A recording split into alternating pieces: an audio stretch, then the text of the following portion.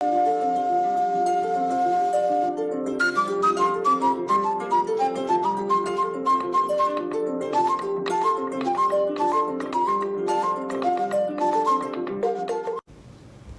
êtes à l'abreuvoir de l'actualité. Bonsoir, bienvenue. Les grandes articulations.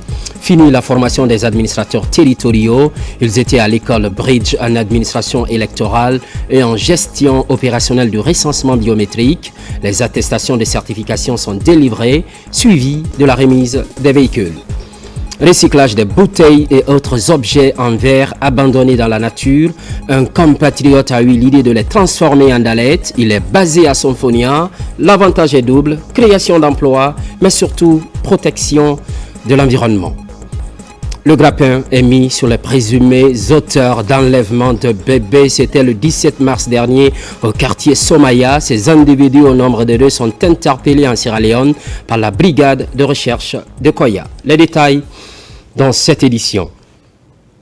Programme Simandou 2040, volet infrastructure, reconstruction des routes nationales, Mamou Farana, Mamou Labé, Bokegawal et Kankan Kissidougou. Ce sont 2 cérémonies de signature de contrat présidées par le ministre secrétaire général de la présidence. Oumar Bari signe ce compte rendu.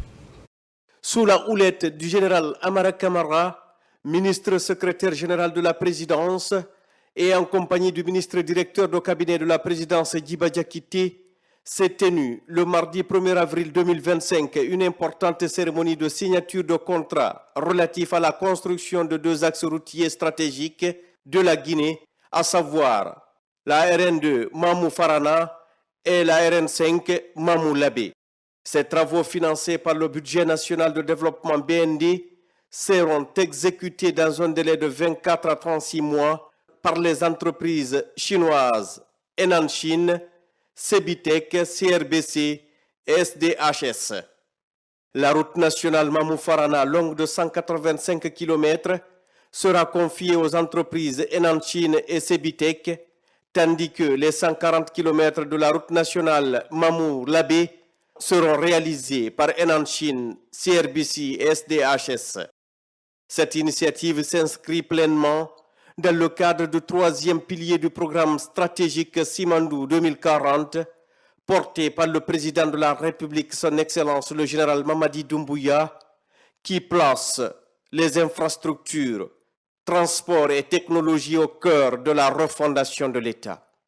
La cérémonie a réuni aux côtés des autorités de la présidence le ministre de l'économie et des finances, Mourana Souma, le ministre des infrastructures et des travaux publics, Mahamadou Abdoulaye Diallo, Ismaël Nabé du plan et de la coopération internationale, la ministre des Postes et Télécommunications, Rose Bola Prissemou, ainsi que les représentants de l'agence de gestion des routes AGEROUTE, de l'administration de contrôle des grands projets ACGP et des entreprises contractantes, ainsi que des missions de contrôle.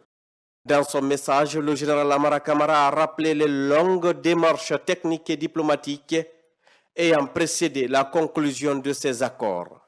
Il a été instruit par le président de la République, chef de l'État, chef suprême des armées, il y a quelques mois, de prendre toutes les dispositions pour que les routes Mamou Farana et Mamou Labé sortent des terres pour le grand bonheur des populations. Ceci fait suite non seulement aux missions terrain qu'il envoie, il a eu leur retour d'observation, mais également aux travaux qui ont été menés par le gouvernement récemment pendant ses visites d'immersion à l'intérieur du pays. Nous sommes réunis aujourd'hui pour procéder aux différentes signatures.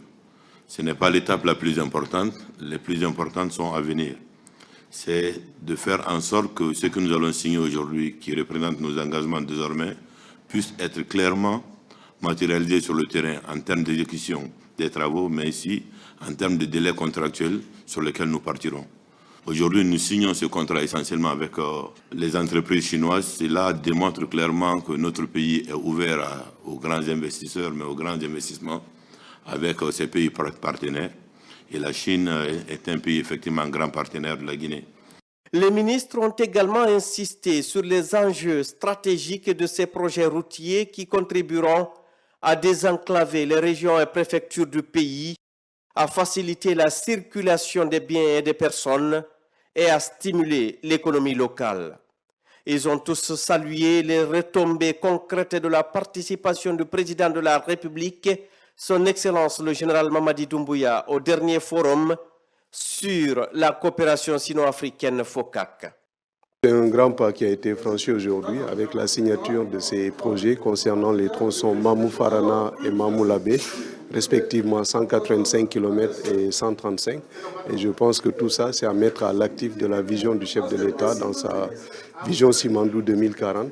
Parce qu'initialement, c'était des projets de réhabilitation, mais compte tenu de la dégradation avancée de ces structures, il a été décidé maintenant d'aller sur une reconstruction complète, ce qui va prendre forcément plus de temps et ça va demander plus d'argent. Et Dieu merci, le chef de l'État, dans sa grande vision, a instruit de prendre toutes les dispositions pour faire de ces deux tronçons stratégiques, sociales, politiquement et économiquement, qui sont très déterminants pour notre pays, d'en faire une priorité. Et une fois que ces contrats ont été signés aujourd'hui, le ministère des Infrastructures et l'ensemble de ses cadres, ainsi que la CGP, resteront totalement et entièrement mobilisés pour qu'on respecte à la fois les délais et que la saison des pluies ne soit pas une excuse pour une interruption des travaux, mais on verra aussi sur la qualité des ouvrages, parce que dorénavant, il sera inadmissible en Guinée qu'on continue à avoir des chaussées, qu'on soit obligé de reprendre tous les ans. Donc on verra à la fois sur la qualité des structures, mais aussi sur le respect des délais. Cette signature rentre en droite ligne avec le programme Simandou 2040. Parce que le pilier 3, qui est infrastructure, transport et technologie, en signant cela, ça rentre en droite ligne avec le programme Simandou 2040, qui est un programme qui a déjà commencé. Et l'objectif qui est donné aux infrastructures, c'est au minimum d'ici 2040 qu'on a 2000 km de bitume. La Guinée avait beaucoup souffert d'insuffisance d'infrastructures. C'est l'occasion encore de remercier M. le Président et remercier également M. le ministre secrétaire général de la Présidence pour pouvoir accélérer cette activité d'envergure qui va nous aider à donner des infrastructures dignes du nom à notre pays, qui va nous permettre de nous mettre dans un cadre sous-régional et pourquoi pas international. Les représentants des entreprises chinoises ont pour leur part pris l'engagement formel de respecter scrupuleusement les termes des cahiers de charges. Et nous avons la tronçon de Mahamou jusqu'à Pita et puis deux tronçons entre Mahamou et Falana. Nous sommes déjà installés et on est prêt de démarrer les travaux à tout moment. Et puis nous allons faire tous nos efforts pour achever les travaux dans le délai et en respectant le critère et les normes en assurant la bonne qualité des travaux. La Cibitec, nous avons l'honneur de venir signer le contrat de la reconstruction de la route entre Mamou Falana, dans sa Cibitec, entre près Madina et Falana. Ça fait 102 km. Nous allons faire tout nos mieux de travailler bien et vite le présent projet afin de livrer un bon projet au peuple guinéen. L'entreprise CABC, on est très honoré d'être ici pour signer le contrat entre Dalaba et Pita. On va faire notre mieux pour respecter les engagements de contrat et on va donner une très bonne route pour la peuple guinéen. Le vendredi 4 avril 2025, toujours au Petit Palais de la Présidence, s'est déroulée une seconde cérémonie de signature de contrat concernant cette fois-ci des entreprises guinéennes chargées de la reconstruction des routes Kankan-Kissidougou et Boké-Gawal. Les sociétés Guicopress BTP, Guiter et BGEC ont été sélectionnées pour ces chantiers d'envergure. La cérémonie a été présidée par le ministre secrétaire général de la présidence, le général Amara Kamara. Ces contrats sont tellement importants. Nous souhaiterons quand même que chacun soit engagé au niveau de sa responsabilité. Le plus souhaitable pour nous aujourd'hui est qu'on se lance le plus rapidement pour que les engagements qui seront tenus dans le contrat que nous allons faire aujourd'hui, nous puissions les respecter. Fait marquant de cette seconde cérémonie, le général Amara Kamara a solennellement invité les responsables des entreprises et des missions de contrôle à prêter serment sur le livre saint en guise d'engagement moral à respecter les délais et les standards de qualité fixés. Ce geste fort symbolise la volonté du chef de l'État d'instaurer une gouvernance fondée sur l'éthique, la transparence et la responsabilité.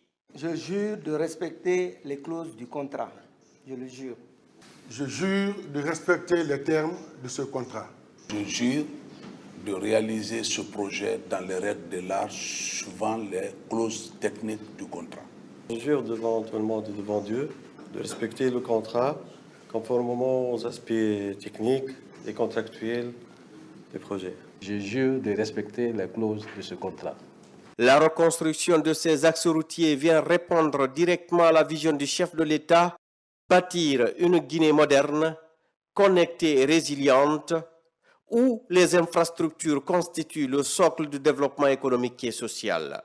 Aujourd'hui, c'est un grand pas qui a été franchi parce qu'on vient de signer les contrats pour les tronçons Bokeh, Gawal et Kankan, Kissoudou. Et la particularité de ces projets, c'est que c'est une grande première grâce au travail des équipes des finances. C'est un financement Afreximbank, un financement privé. Et c'est une grande première d'avoir un tel montant qui a été mis à disposition de nos entreprises. Ce qui fait qu'également c'est un grand challenge parce que c'est l'avenir de l'entrepreneuriat national qui est en jeu. Aujourd'hui, c'est les groupes BGEC, Guiter et Guicopress qui sont les adjudicataires. Demain, ça pourrait être d'autres entreprises. Donc, c'est une grande première et on insistera sur une chose essentielle, ça va être la qualité des travaux.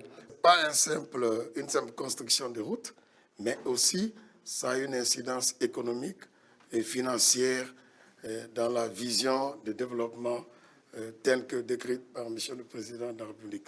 C'est un financement sain, puisqu'il vient pour la première fois d'un opérateur financier africain qui a eu confiance en notre pays pour financer les 10 travaux. Pour la première fois, on arrive à avoir ce volume de financement important. Tout cela participe de la crédibilité de notre pays. Depuis le 5 septembre, le président a fait une annonce, quitter la route, qui est en train de s'exécuter. On peut penser quand même que ça a un impact local, puisque c'est les entreprises locales qui sont là. C'est un grand plaisir de voir que les contrats de ces travaux ont été signés, mais c'est aussi historique dans le sens que c'est la première fois que les contrats et des travaux et des missions de contrôle sont concomitamment signés. Tout cela dans ce cadre d'accélérer le développement de la Guinée, d'accélérer la mise en œuvre des projets. Donc nous veillerons à ce que la triptyque coût, qualité, délai, en lien et en collaboration avec les missions de contrôle, soit respectée. Surtout que ces deux axes sont des axes qui ont un impact régional. Quand on prend la route de Bokeh-Gawal, c'est une route aujourd'hui qui mène au Sénégal. Donc, c'est l'une des routes les plus économiquement rentables du pays. Donc, la reconstruire aujourd'hui aura certainement un fort impact sur la vie des populations. Ces travaux s'inscrivent aussi dans une dynamique régionale avec un renforcement des liaisons entre la Guinée et ses pays voisins, facilitant ainsi le commerce transfrontalier et l'intégration sous-régionale. Les entreprises signataires se disent conscientes de ces enjeux. Avec la structure forte, ça garantit, ça apaise l'exécutant qui sont nos entreprises, mais aussi le maître d'ouvrage qui bénéficie d'un ouvrage solide qui peut durer plusieurs dizaines d'années. Et c'est à cela que nous remercions encore le gouvernement d'avoir fait ce choix d'une structure qui puisse garantir les deux parties.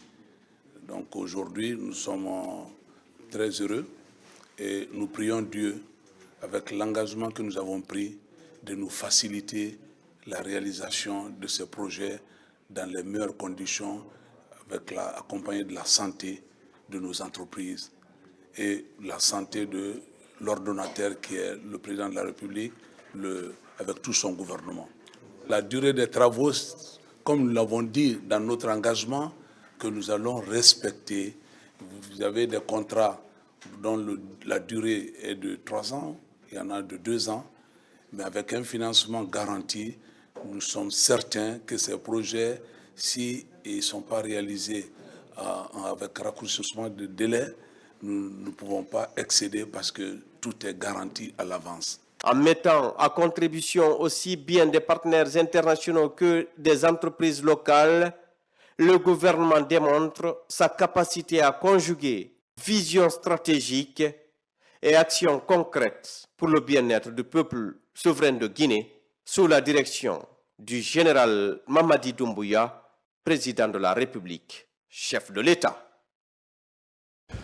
Les salutations d'usage s'enchaînent à la maison mortuaire de Fodé Kanté, ex-président de la Cour des comptes. Le chef de gouvernement s'y est rendu en compagnie d'une importante délégation. Amadou Ouriba a, au nom du chef de l'État et du peuple de Guinée, présenté les condoléances à la famille éplorée. On écoute son message au micro d'Ousmane Bangoura. Nous sommes venus prier pour le repos de l'âme du premier président de la Cour des comptes, M. Kanté.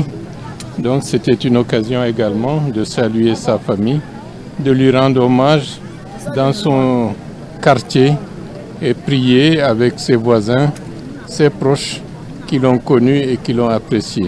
Vous savez, la Cour des comptes est un des piliers d'une bonne gouvernance d'un État. Et dans ce contexte, il a bénéficié de la confiance du président de la République, le général Doumbouya, pour assumer cette fonction. En ces circonstances, que sa famille reçoive les condoléances du président de la République et de l'ensemble du gouvernement, dont moi-même et le ministre de la Justice, garde des Sceaux, étaient venus pour être les porteurs de ce message de condoléances. Par ailleurs, formation des administrateurs territoriaux, les rideaux sont tombés sur les 3 jours de renforcement des capacités. Je vous le dis un peu plus haut, ils étaient à l'école Bridge en administration électorale et en gestion opérationnelle du recensement biométrique. Les attestations de certification sont délivrées, suivies de la remise des véhicules tout-terrain, un geste du chef de l'État, Amadou Touré. Pour une réussite des futures échéances électorales, le ministère de l'administration du territoire et de la décentralisation a organisé un atelier appelé Bridge en administration électorale et en gestion opérationnelle du recensement biométrique à l'intention des administrateurs territoriaux. 3 jours après, ces préfets et gouverneurs du pays s'en félicitent et s'engagent à bien appliquer les leçons apprises. Votre rôle en tant qu'administrateur territorial sera primordial dans ces échéances futures qui nous attendent, qui vont nous permettre effectivement d'installer des institutions fortes qui dépasseront les envies ou les déshydratats des hommes ou des femmes, mais des structures effectivement qui seront pérennes, à vie, et qui permettront à la Guinée de connaître une démocratie durable. Après cette clôture, les préfets et gouverneurs du pays ont reçu des véhicules de service, des 4x4 tout-terrain de la part du président de la République, général d'armée Mamadi Doumbouya, pour leur permettre d'accomplir aisément les activités dans les localités les plus enclavées du pays. Nous sommes à une première étape de remise de véhicules de commandement aux administrateurs territoriaux. Après cette étape, une autre étape plus importante encore est attendue dans les jours à venir, car il s'agira de remettre aux sous-préfets, les 332 sous-préfets du pays, des véhicules de commandement. Cet acte hautement significatif, à l'actif de Monsieur le Président de la République, le général Mamadi Doumbouya, nous ne pouvons que vous charger de transmettre à son Excellence, Monsieur le Président de la République, chef de l'État, chef suprême des armées, général d'armée Mamadi Doumbouya, le message de remerciement et de grand remerciement. Nous vous rassurons qu'ils seront utilisés à bon escient dans l'objectif unique qui est d'augmenter la capacité opérationnelle de vos services à l'intérieur du pays. Je suis convaincu que ces nouveaux véhicules seront un atout précieux pour notre administration et nous permettront de mieux servir les citoyens. Ainsi, je tiens à remercier tout d'abord son Excellence, Monsieur le Président de la République, chef de l'État, chef suprême des armées, Monsieur le Premier ministre, chef du gouvernement, ainsi que tous les membres de son gouvernement qui ont travaillé sans relâche pour que cette acquisition soit une réussite. Ces différentes actions concrètes visent à bien préparer les élections futures auxquelles les autorités de la transition attachent du prix de transparence, d'inclusion pour l'ancrage de la paix et la poursuite des actions de développement. Autre thématique déployée, c'est bien la communication judiciaire. Les professionnels de médias se mobilisent. Il s'agit de rehausser leurs compétences dans les traitements des questions de justice. Finalité, qualifier davantage les comptes rendus. L'idée est développée par l'Association des journalistes pour la promotion du droit. Kerno Younoussaba signe ce compte rendu. Pour éviter les confusions dans les comptes rendus d'audience, dans les cours et tribunaux, l'Association des journalistes pour la promotion du droit a récemment initié une formation pour renforcer les capacités des journalistes guinéens dans le traitement des questions de justice. L'objectif vise à outiller ces journalistes afin d'éviter des erreurs dans les comptes rendus d'audience.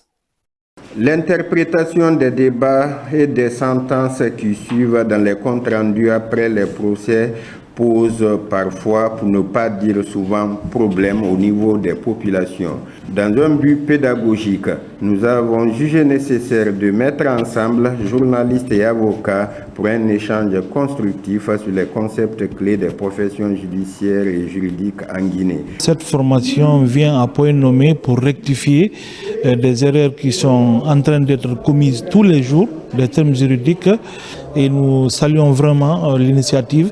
La rencontre a permis aux avocats et magistrats d'aborder plusieurs thématiques essentielles pour faciliter la couverture médiatique des procès. Il est courant de voir un journaliste dire par exemple la cour d'appel de Dixine, la cour d'appel de Mafanko, un accusé poursuivi pour diffamation.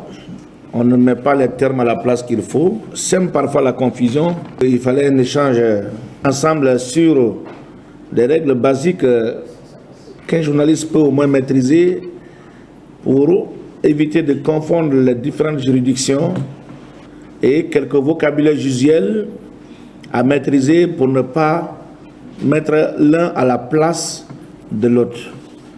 Le principal défi pour ces professionnels de la justice consiste à doter les journalistes des connaissances dans le domaine de la communication juridique et judiciaire. C'est le chiffre du jour, 115 milliards de francs guinéens, un montant que le gouvernement compte injecter dans la campagne agricole 2025. Elle sera simultanément lancée dans toutes les régions administratives du pays. C'est ce qui a filtré de la conférence du ministre Félix Lama avec les hommes de médias. Fodi Kamara, spécialiste maison. Le secteur agro-pastoral s'apprête pour la campagne agricole 2025. Une campagne dont le lancement officiel est prévu pour le 9 avril prochain à Ditine dans Dalaba. Les contours de ce rendez-vous sont dévoilés aux professionnels des médias par Félix Lama, le ministre de l'Agriculture et de l'Élevage. Les effets des inondations de l'année passée sont rappelés, des effets qui ont fragilisé plus de 12 000 producteurs, selon les statistiques des structures déconcentrées du ministère de l'Agriculture et de l'Élevage. Donc c'est dans ce contexte difficile que nous lançons la campagne agricole 2025. Le gouvernement guinéen, sous le leadership donc du président de la République, à travers donc le budget national de développement, a mis à disposition, on va dire en gros, une enveloppe de 115 milliards de nos francs guinéens afin d'accompagner l'ensemble de nos producteurs, que ce soit dans le sous-secteur élevage ou dans le sous-secteur agriculture. Il s'agira en fait d'apporter un appui et un soutien à la production de 2 500 000 producteurs issus de l'agriculture familiale. 1 million d'éleveurs donc seront accompagnés et 100 agro-champions seront également accompagnés. Pour une campagne agricole réussie, l'aspect aménagement des terres cultivables a été pris en compte cette année. Un des cris du cœur des paysans lors des états généraux de l'agriculture et de l'élevage.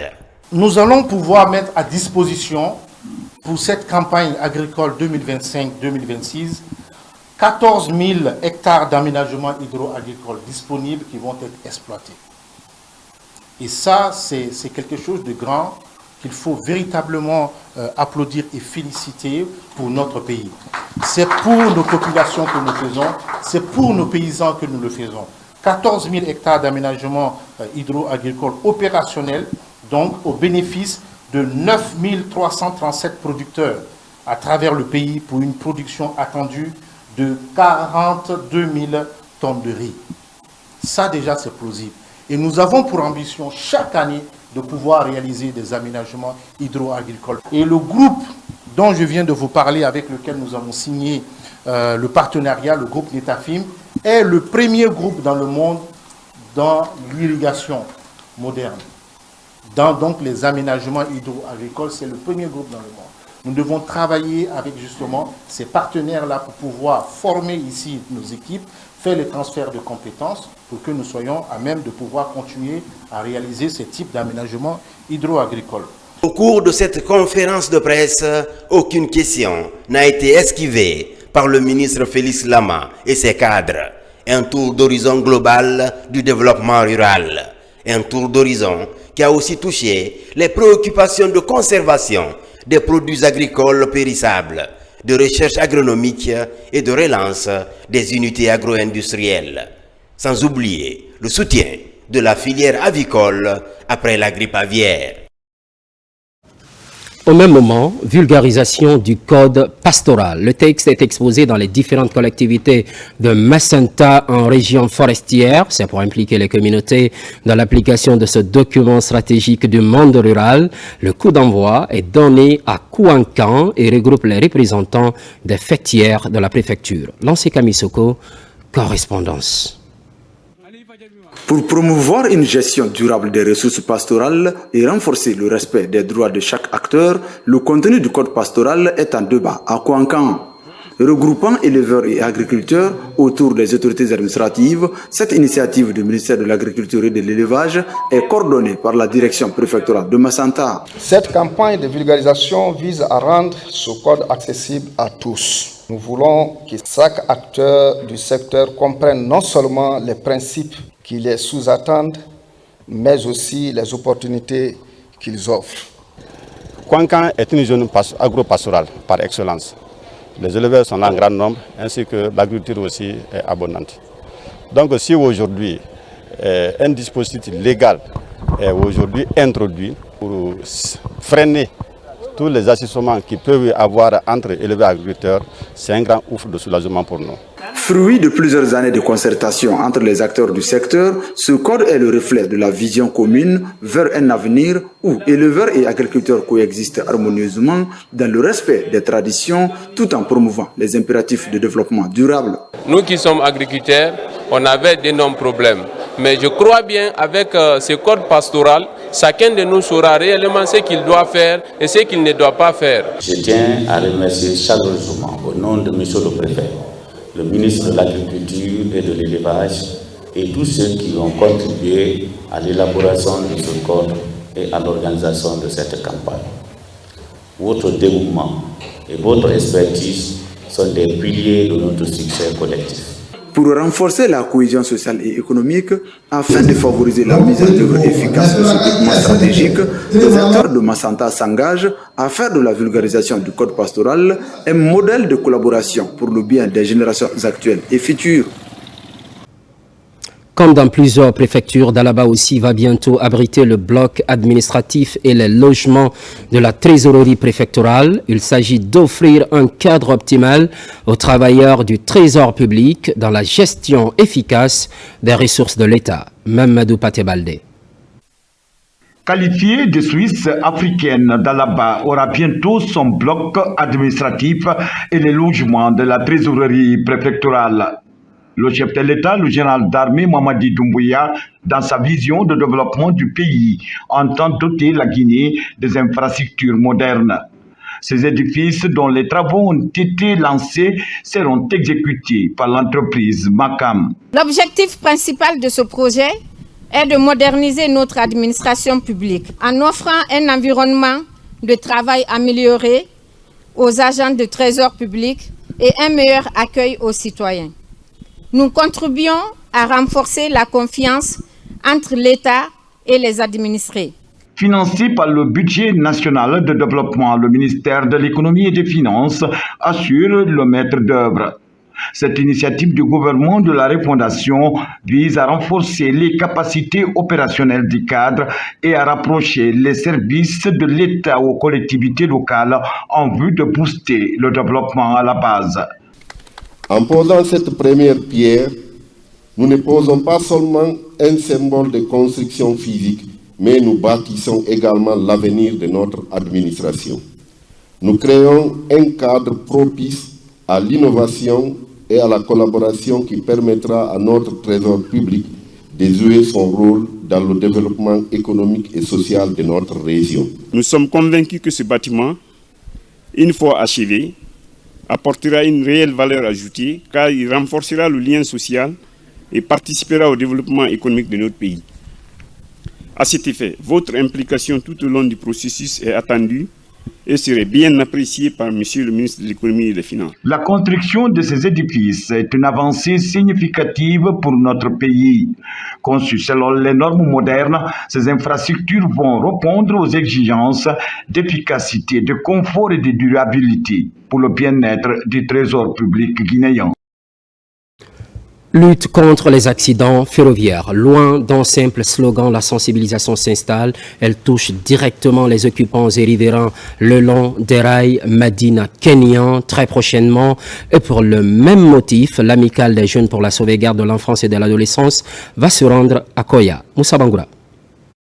L'amicale des jeunes pour la sauvegarde de l'enfance et de l'adolescence est encore sur le terrain pour combattre les accidents ferroviaires, l'occupation anarchique et le jet des ordures sur les rails. Sur l'axe Madina-Kenyan, le long des rails, des causeries éducatives sont organisées. Des messages ont été passés aux marchands et riverains d'être vigilants, mais aussi s'éloigner des rails afin d'éviter des accidents. On ne revend pas sur les rails, on ne marche pas sur les rails. Évitons les rails. Les rails sont là pour le train. Évitons les accidents ferroviaires. Nous sommes là pour une sensibilisation du petit bateau jusqu'à Kouria pour que la population riveraine quitte les rails. Le train ne s'arrête pas comme le véhicule. Le train ne freine pas brusquement. Le train, quand vous êtes sur les rails, quand le train vient, avant de freiner, ça va faire plus d'1 kilomètre. Donc de faire très attention au train. Nous voulons travailler sans l'accident, c'est notre objectif. Roussal Sebeka et l'Agui Presse se donnent la main pour accompagner ce mouvement de jeunes. L'idéal est de sauver des vies le long de la voie ferrée. Nous sommes ravis de cette équipe de sensibilisation et nous prenons l'engagement à passer le message pour éviter des accidents. Il doit respecter 25 à 15 mètres le long des deux côtés des rails pour s'installer. Parce que regardez les femmes qui sont assises à un micro des rails. En cas de déraillement, ça va coûter la vie à beaucoup de gens, à beaucoup de citoyens. C'est ça que nous ne voulons pas. Nous sommes là pour ça, pour éviter les accidents de ce genre. Pendant 20 jours, des porte-à-porte et sensibilisation de masse seront effectuées par cette association le long des rails de Kaloum à Kouria, dans la préfecture de Koya. Ce qui, entre autres, concentre l'actualité, recyclage des bouteilles et autres objets en verre abandonnés dans la nature. Un compatriote à Symphonia les collecte et les transforme en dallettes. C'est inédit. Il crée de l'emploi, mais surtout protège l'environnement. Par ailleurs, il sollicite le soutien des autorités et les opportunités dans les BTP à la rencontre de ce jeune entrepreneur et ses employés. Kerno Ousmane Gallo, Amalako Bassouma, découvrons ensemble. Dans cette unité de recyclage à Symphonia, Mamadou Boussiriou Diallo donne une seconde vie aux bouteilles usées qui habituellement finissent dans les poubelles ou décharges d'ordures. Son idée, transformer ces objets en verre dont plus personne n'en a besoin en matériaux de construction afin de produire des dallettes destinées à l'aménagement extérieur des maisons et des villes. Le verre, vous savez que le verre est fait à partir du quartz. Le quartz, c'est une forme de sable. Je ne vais pas rentrer en géologie, mais c'est du sable. Quand on broie le verre, on obtient du sable. Et là, nous avons une machine qui nous permet de broyer le verre et obtenir du sable. Et la machine elle est réglée de sorte qu'on a du 0,4 et du 0,6. Donc, ce qui fait qu'on n'a pas besoin de gravier pour rajouter. On ne fait qu'avec le verre. C'est ce qui nous donne les dalettes que vous avez derrière vous. Là. À la question de savoir s'il n'existe aucun risque, sa réponse est sans ambiguïté. Même si on la casse, ça ne peut pas blesser. Il y en a qui ont peur, certainement, quand ils marchent dessus jusqu'à usure, s'il n'y a pas de morceaux de verre qui vont sortir. Il n'y a pas de morceaux dedans. C'est que du sable. Et vous avez vu le sable, il n'y a pas de tesson. Ça ne peut pas blesser quelqu'un, vous voyez. Avec son idée, ce passionné des questions de salubrité et de protection de l'environnement, PDG de la société Urki Plus, compte pousser plus loin le recyclage des objets, réduire la pression sur la décharge et créer de l'emploi. Une dizaine de jeunes sont directement employés dans son unité.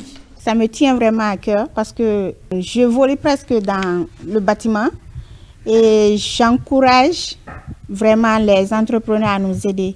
Parce que ça, avec l'innovation qu'a eu M. Diallo, c'est vraiment important. Bon, je suis vraiment content de participer à ce projet parce que c'est la première fois de voir ça, la transformation de verre en dalettes. Je n'ai jamais vu. Outre l'unité de production des dalettes, une autre unité de recyclage est mise en place pour la transformation des récipients en plastique usés. Avec ses investissements et ses idées, ce Guinéen de la diaspora qui a décidé de rentrer compte apporter sa pierre dans la construction de la nation. Une très grande innovation. Boké, assainissement de la ville, une opération coup de balai en prélude à la grande mobilisation de soutien aux acquis du CNRD prévue du 11 au 12 avril prochain. La place des Martyrs et autres espaces publics sont débarrassés d'immondices. Younoussa Tawel Kamara. Ces femmes issues des différentes couches sociales des 15 quartiers de la commune urbaine de Boké sont mobilisées pour rendre propre la ville. C'est un prélude à la grande mobilisation des populations de Kakandé prévue du 11 au 12 avril prochain, ici même à Boké, en vue d'exprimer leur reconnaissance au bienfait du président de la République, le général Mamadi Doumbouya, dans le cadre de la réalisation de nombreux projets ces dernières années à Kakandé sous l'ère CNRD. Les 15 quartiers Biring. Nous, les femmes des 15 quartiers, nous sommes venus pour assainir la place des Martyrs, où la cérémonie aura lieu la semaine prochaine. Ce jour, nous voulons dire merci au président pour tout ce qu'il fait pour Boké. Nous avons décidé de rendre propre notre ville qui doit accueillir les Kakandeka, mais aussi des autres invités venus de partout. Plus de l'assainissement, il existe également le pavoisement de la ville aux couleurs du tricolore national pour donner une bonne image à la ville. L'événement, ça se prépare très bien pour recevoir toute la République de Guinée à Boké. Parce qu'aujourd'hui, ça serait un événement exceptionnel. Les 10 sous-préfectures de Boké, aujourd'hui, même, ils préparent même de mobiliser au minimum 100 000 personnes sur les places de Martyrs, de l'aéroport jusqu'à la place de Martyrs. Ces différentes activités enclenchées au chef-lieu de la préfecture de Boké prouvent une fois de plus que les populations de Boké se préparent activement pour exprimer leur reconnaissance au bienfait du général Mamadi Doumbouya du 11 au 12 avril à Boké. Sur tout autre plan, autonomisation des femmes, une trentaine de jeunes filles s'approprient les techniques de montage de projets, une session de 3 jours sanctionnée par la remise des diplômes, le fonds d'appui aux activités des femmes et filles assure le pilotage. C'est une assistance d'Orange Center Guinée. Nabi Kamara. Plus de 30 femmes entrepreneurs et jeunes filles porteuses de projets reçoivent leur diplôme après 3 jours de formation en management de projet. C'est le fruit d'un partenariat scellé entre la Direction générale du Fonds d'appui aux activités économiques des femmes et des filles et Orange Digital Center, Guinée. On a voulu, à travers cette formation, dans un premier temps, la gestion des projets, parce que les femmes se lancent dans l'entrepreneuriat et se lancent dans des activités génératrices de revenus, mais n'ont pas de plan d'action. Donc il était important pour nous qu'elles puissent savoir comment on monte les projets, pour que désormais elles soient outillées pour mieux gérer leurs activités. C'est une manière pour nous de les rendre encore plus autonomes dans le cadre de leurs activités génératrices de revenus et qu'elles soient à mesure de piloter un projet de bout en bout, en voir les bénéfices et pourquoi pas créer grâce à ça de la richesse, créer de l'emploi et s'épanouir dans le cadre de leurs activités. Cette formation, qui est le début d'une série, s'est située justement dans le cadre de la célébration du mois de la femme. Plusieurs modules ont été développés à cet effet, selon le formateur. Nous avons eu le management d'équipe, nous avons aussi eu la gestion de projet, comment naît un projet et quand le projet est né, comment donc définir ce projet et l'implémenter au sein de votre entreprise. Avant, moi, je passais par des intermédiaires pour monter mes projets. Mais aujourd'hui, à travers cette formation, franchement, je peux moi-même monter mon projet, gérer mon entreprise et ensuite former certaines femmes aussi. La Direction générale du Fonds d'appui aux activités économiques des femmes et des filles promet de continuer cette série de renforcement des capacités de cette couche féminine tout le long de l'année 2025 ici en Guinée. C'est effectif. Le grappin est mis sur les présumés auteurs d'enlèvement de bébés. C'était le 17 mars dernier au quartier Somaya. Ces individus, au nombre de 2, n'ont pas échappé à la vigilance de la brigade de recherche de Koya. À travers une plainte, ils ont été interpellés en Sierra Leone. Fatoumata Touré pour plus d'explications. C'est une coopération sécuritaire réussie entre la Guinée et la Sierra Leone. 2 individus impliqués dans l'enlèvement d'enfants qui couraient depuis toujours ont été finalement interpellés. Une arrestation intervenue en terre léonaise grâce à une synergie d'action entre la brigade de recherche Guinée et les services de sécurité de la Sierra Leone. Au terme donc d'une période d'enquête, les parents retrouvent leur bébé. Ce que je peux dire, je les remercie et je remercie encore l'Arjidant Yaya parce que toute la mission, la souffrance, on a fait ensemble. En Sierra Leone, on a passé là-bas plus d'une semaine pour pouvoir nous donner le bébé avec les protocoles parce que ça devient entre pays et pays. Ce n'était pas facile, mais quand même, on remercie le bon Dieu, on remercie la gendarmerie qui s'est occupée de nous, qui ont mis toutes leurs dispositions pour pouvoir nous aider. On les remercie beaucoup. Rapatriés sur la Guinée, les présumés kidnappeurs sont présentés à la presse avant d'être déférés devant le parquet de Koya. Le lundi 17 mars 2025, avons reçu le papa et la maman munis d'une plainte manuscrite formulée contre X pour enlèvement de leur enfant. Immédiatement, avons ouvert une enquête à la brigade de recherche de Koya. En synergie d'action avec le bureau central Interpol Conakry et celle de la police sierra-léonaise, Aminata Kamara et Mohamed Diaouni ont été mis à la disposition de l'équipe de la brigade de recherche de Koya. Je voudrais mettre un accent particulier sur l'apport inestimable du bureau national central Interpol Guinée qui, dès l'annonce de l'enlèvement de ce bébé, s'est mis à la tâche avec la brigade de recherche de Koya et les services de police de la Sierra Leone pour pouvoir interpeller les présumés auteurs. Interrogés sur le mobile de cet acte, les mises en cause reconnaissent les faits. Quand j'ai kidnappé le bébé, je me suis dirigée vers Yimbaya et j'ai appelé la grande sœur de mon maître en l'apprenant que j'ai accouché.